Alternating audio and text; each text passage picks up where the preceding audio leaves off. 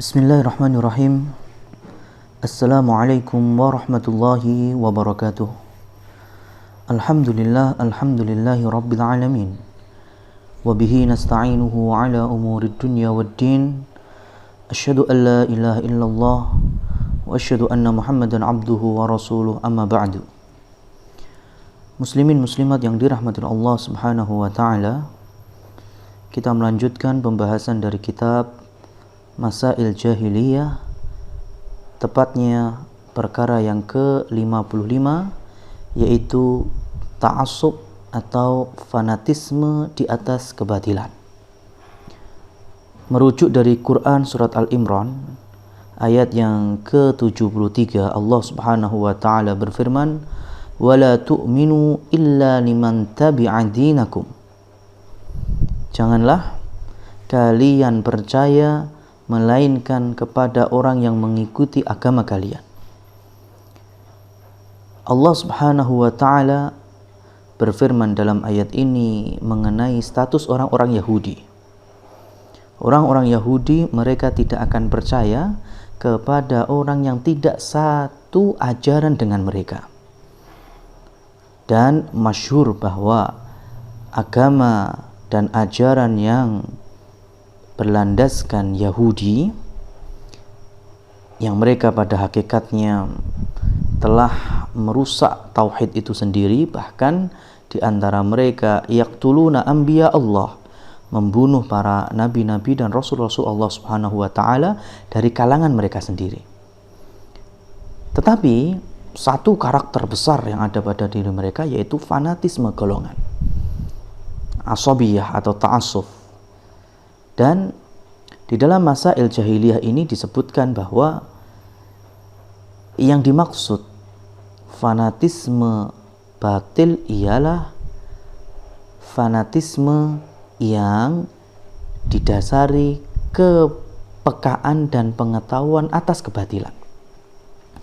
Bedakan dengan yang namanya fanatisme ajaran Rasulullah, fanatisme terhadap salafus saleh, terhadap para sahabat dan lain seterusnya. Maka ini bukan ta'assub, ini namanya iltizam, ini namanya tamassuk bis sunnah ar-rasul sallallahu alaihi wasallam.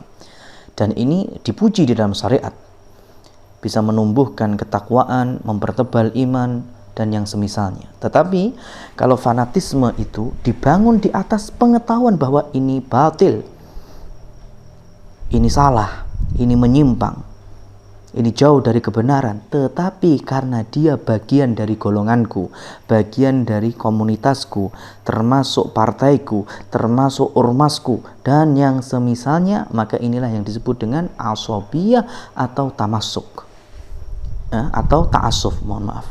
Nah, jamaah kaum muslimin muslimat yang dirahmati Allah Subhanahu wa taala, jauh di zaman sebelum Nabi Musa, yaitu Fir'aun, orang-orang sangat asabiyah dengan Fir'aun. Padahal masyarakat Bani Israel, mereka sangat tahu bahwa Fir'aun itu zalim, Fir'aun itu tidak adil, Fir'aun itu semena-mena. Tetapi karena Fir'aun adalah satu bangsa dengan mereka, sama-sama Kiptiyah, sama-sama bangsa Egypt, maka sezalim-zalimnya Fir'aun mereka tetap mensupport. Jadi kalau ditanya satu persatu, apa kalian yakin kalau Fir'aun itu adalah Tuhan? Apa kalian setuju dengan pernyataannya, ana rabbukumul a'la, akulah Tuhan yang paling tinggi? Maka kalau ditanya satu persatu, mereka pasti enggan untuk menjawab iya. Karena mereka tahu Fir'aun itu seperti hanya mereka, manusia. Cuma memang Allah berikan kelebihan dalam masalah kesehatan dan kekuatan. Tetapi karena Fir'aun masih ada satu ras dengan mereka, sama-sama bangsa Egypt, maka mereka terus membela Fir'aun mati-matian. Nah, karakter orang Yahudi juga demikian. Ketika mereka menemukan nabi atau rasul yang tidak sefaham dengan orang-orang Yahudi, hawa nafsu mereka, ideologi mereka, apa yang mereka lakukan? Mereka bunuh. falam taqtuluna anbiya Allah. Ya, mengapa kalian dulu membunuh para nabi-nabi Allah? Dan mereka pasti menjawab, ya karena nggak sesuai dengan kita, nggak sesuai dengan ideologi kita, nggak sesuai dengan madhab kita.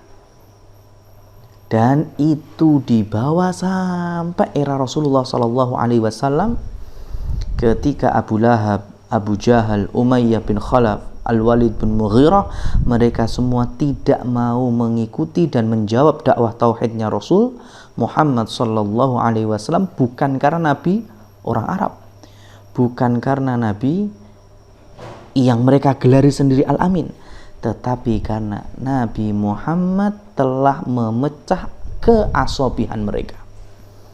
Ta'assub mereka buyar. Kenapa? Karena dengan tidak adanya sesembahan-sesembahan selain Allah, maka akan memisah yang hak dan yang batil, akan memisahkan ahlu tauhid dan ahlu syirik, sehingga dari kacamata orang-orang musyrikin, orang-orang kafir Quraisy, ini mampu menggerogoti bangsa Arab, khususnya orang-orang Mekah. Jadi mereka enggan menjawab karena asobiah itu.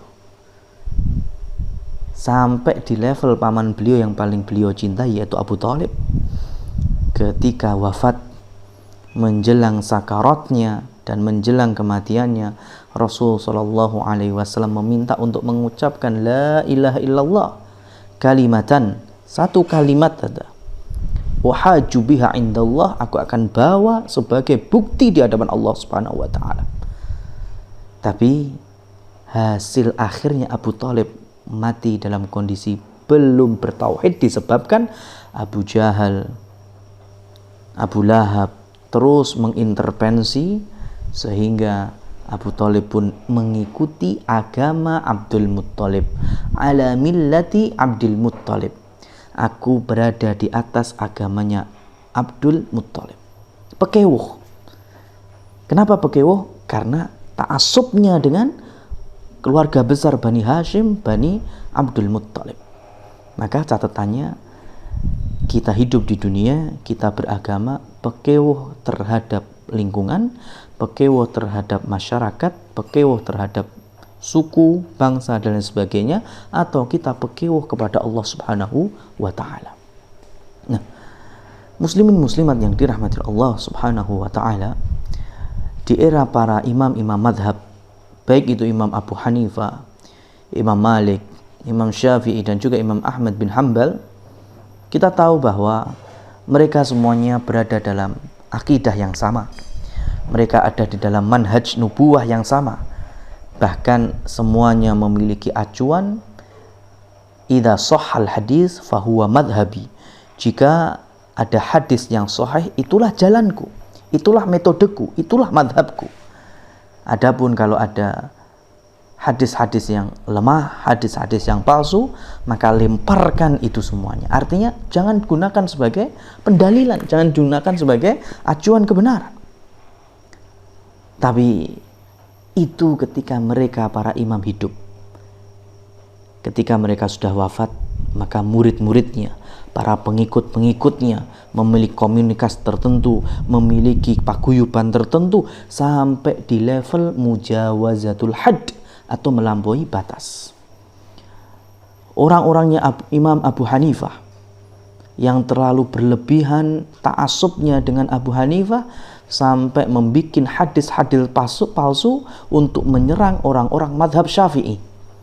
Sampai mereka mengenalkan hadis kelak akan ada iblis, ya, yang datang sepeninggalku, yaitu sepeninggal Nabi Muhammad. Ini hadis palsu, dan diketahui namanya adalah Muhammad bin Idris. Siapa Muhammad bin Idris? Imam Syafi'i. Bayangkan, Imam Syafi'i disandingkan dengan iblis. Kenapa? Karena fanatisme madhab.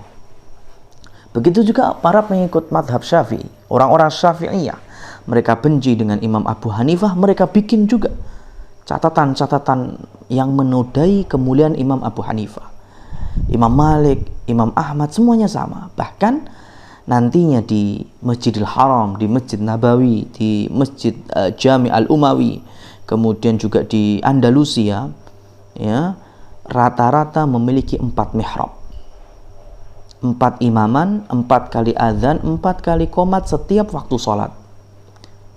Atas dasar apa? Sesuai dengan madhabnya. Madhab Abu Hanifah, azan, qomat, dan imam dengan yang bermadhab Abu Hanifah. Madhabnya Imam Malik, azan, iqamat, dan berimam dengan orang-orang Malikiyah. Orang-orang yang bermadhab Syafi'iyah, azan, qomat, dan mengajukan imam dan bermakmum sesuai dengan madhab Syafi'iyah. Dan juga Imam Ahmad, orang-orang yang fanatisme dengan Hambaliyah, mereka punya adzan sendiri, qomat sendiri, dan imam sendiri. Na'udzubillah. Alhamdulillah dengan datangnya salah satunya Syekh Muhammad bin Abdul Wahab bisa memurnikan semuanya. Tidak ada yang namanya madhab ini, dikembalikan kepada asal mereka bermadhab, yaitu Al-Quran, As-Sunnah, sesuai dengan pemahaman Salaful Ummah. Meskipun secara kerajaannya Saudi Arabia memakai fikihnya madhab Hambali, tapi secara garis besar kerajaan Saudi tidaklah berfanatisme buta dengan fikih Hambali. Banyak para ulama-ulama Saudi yang memiliki madhab Syafi'iyah, memiliki madhab Malikiyah, dan kita semuanya mengenalnya sebagai seorang alim, seorang ahli dakwah yang Rabbani, yang insya Allah ikhlas lillahi ta'ala. Jadi perbedaan masalah fanatisme dengan yang bukan adalah tamasuknya itu di atas ilmu atau tidak. Kalau fanatismenya itu di atas kejahilian, yang penting ngikut, itulah nantinya pasti berujung dengan taklid buta. Dan ini karakter orang-orang Yahudi, yang mereka sudah nggak melihat kanan kiri, yang penting kata rohib Yahudi seperti itu mereka ikut. Benar salah mereka ikut, yang penting masih satu bangsa denganku, sama-sama Yahudi denganku, sama-sama punya kepentingan kebersamaan. Semoga Allah Subhanahu wa ta'ala mengokohkan kita di atas keistiqomahan madhab salaful ummah, bermanhaj salaful ummah. Meskipun secara fikihnya kita akan menerima mana yang terrojih dari imam-imam madhab. Mungkin Imam Abu Hanifah ada yang pendapatnya paling rojih, itu yang kita ambil. Imam Malik ada pendapatnya yang paling rojih, itu yang kita ambil. Imam Syafi'i ada pendapat yang paling rojih, itu yang kita ambil. Imam Ahmad ada pendapat yang paling rojih, itu yang kita ambil. Bukan Imam Abu Hanifah, Imam Malik, Imam Syafi'i, dan Imam Ahmadnya tanpa mengurangi kemuliaan mereka, tetapi dengan apa mereka berhujjah, yaitu dengan Al-Quran, dengan sunnah Nabi, dengan pemahaman para sahabat ridwanullah ajma'in. Billahi taufiq wal hidayah. Semoga bisa dipertemukan kembali. Wassalamualaikum warahmatullahi wabarakatuh.